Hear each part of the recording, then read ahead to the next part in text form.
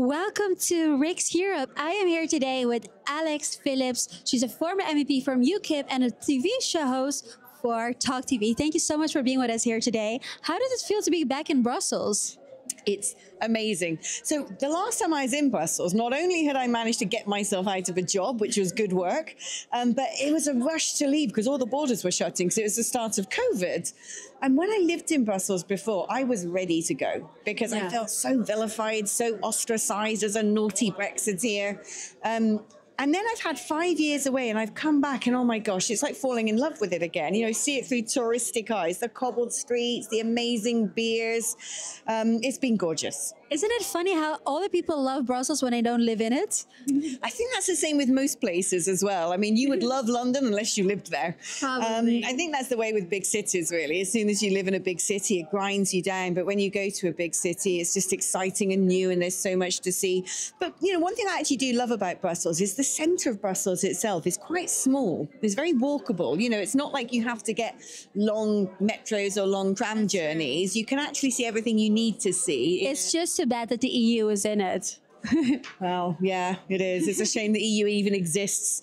And well, I suppose what's surprising actually for a city with so much wealth in it, you know, the European Commission, the European Council, the European Parliament, NATO, therefore the heads of all these big international companies with 30,000 corporate lobbyists. What's amazing is how shit some parts of Brussels still are. Oh, that's true. Do you know what I mean? Considering you've got all of this wealth and all these professionals, you'd expect it to be sort of immaculate, like a sort of Zurich or something. Yeah. But you go down to sort of Gare du Midi or to Molenbeek and it's horrible.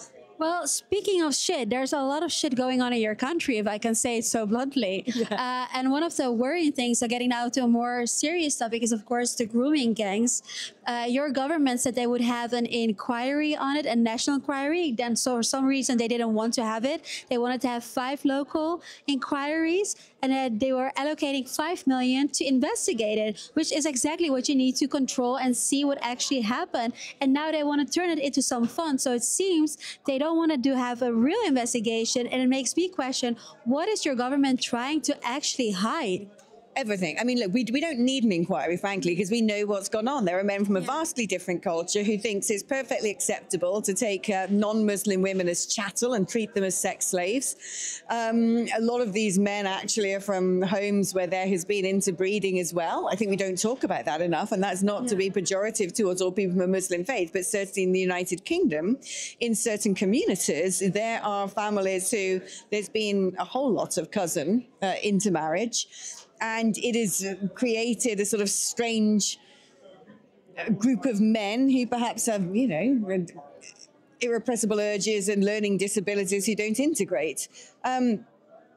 We just don't want to talk about those topics. They don't want to talk about these topics. I think we've got to a point that we've reached critical mass where we know we've got a problem with a subset of people within the Muslim community. Not all Muslims, without a doubt, not all Muslims, hardly all Muslims, a small fraction. But we know we've got an issue with them and we have no idea how to address it. And so if you don't have the answers, why bother having the inquiry? We know what's gone wrong, but there's not going to be any sort of proactive engagement with the topic. Yeah, and exactly like you said, it's a two-tier system, and it's going beyond that. Of course, a mass migration. You said it in your TV show as well. The migrants that come here, they get yoga classes, they get driving classes, they get to stay in 4-season hotels. They're living this luxurious life. It's costing, what is it, 10 to 15 billion pound a year that they could use, for example, in NHS, into the elderly, to warm up the homes. Why does your government hate its own people so badly? It's crazy. I don't understand why illegally breaking into a country means that you can be beatified. Because that's what these people are being. It's like, oh, you know, they've risked their lives, they've crossed continents, they've paid people traffickers vast sums of money to illegally enter a country to work in the black market and to sponge off its system. Aren't they wonderful? I mean, it makes no sense. It's a bit like saying, oh, you know, look at all these other criminals. Aren't they courageous for breaking the law?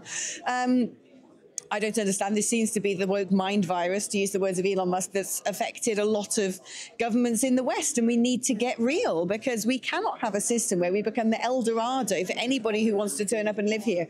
One thing that really bothers me is when I look, and looking out the window now at Brussels, and when I look around London, I look at the buildings and I look at everything that we have in Britain, that was created by generations and generations and generations of people who bought into the concept of Britain and were British. Yeah. And when people turn up and they want to turn our buildings and our streets and our communities into their own mini caliphates, it sickens me. It really upsets me. I have no problem with people from other countries coming if they want to integrate, if they buy into the spirit of the United Kingdom. But too many people who live in the UK from other cultures actually hate us and mean us harm. Yeah, and I read also that in London you've got 85 Sharia courts, which is mind-blowing. I mean, you're basically the Sharia capital of Europe at the moment. How do you think London or the UK can become British again?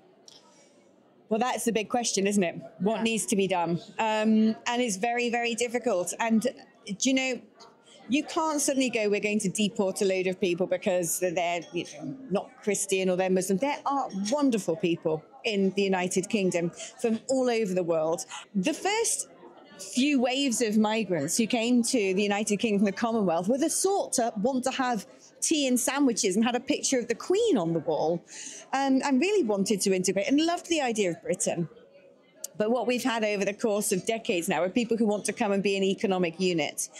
How we deal with that, I don't know. But what I would say is what we need to do is be bolder about defending and promoting our own culture, which means we're not going to give funding to mosques. We're going to give funding to churches. We're not going to allow women to wear the burqa or the niqab. We're going to back our own women and say that their choices and their freedoms are more important. That if we've got risks of terrorist enclaves and radical preachers in the United Kingdom, we will insist that all activity within mosques takes place in English and we record it. And you know what? If that suddenly makes them uncomfortable to realise that they're a Muslim in a Christian country and therefore they'd rather go back to a Muslim country, then fine. Yeah. It's not about making people, it's not about criminalising people, it's not about ostracising people, it's not about forced deportations. It's about defending and amplifying your own culture and making sure that they know that this is the only game in town. And if they don't like it, they can leave. That's a very clear message. And I have one more question. On the 5th of May, there's going to be local elections. I mean, UK Reform is set to win. I know you're going to win. What is the first thing Reform UK is going to change? Wow, with local elections, I think this is all about rolling the sleeves up and getting back to doing politics proper. That's about making sure that the local libraries are open. That's about making sure that there are protests against having migrant hotels and that money from council tax is going to the citizens and not to people who have come into the country yesterday. It's about standing up for our values. So I think that it's going to be about hard work, getting rid, hopefully a lot of dodging of things that go on at local level. We don't need to have, trans activists coming in and doing book time with kids, getting rid of all of that nonsense and actually bringing pride back into our communities. That's a very beautiful message. Thank you so much, Alex. Thank you.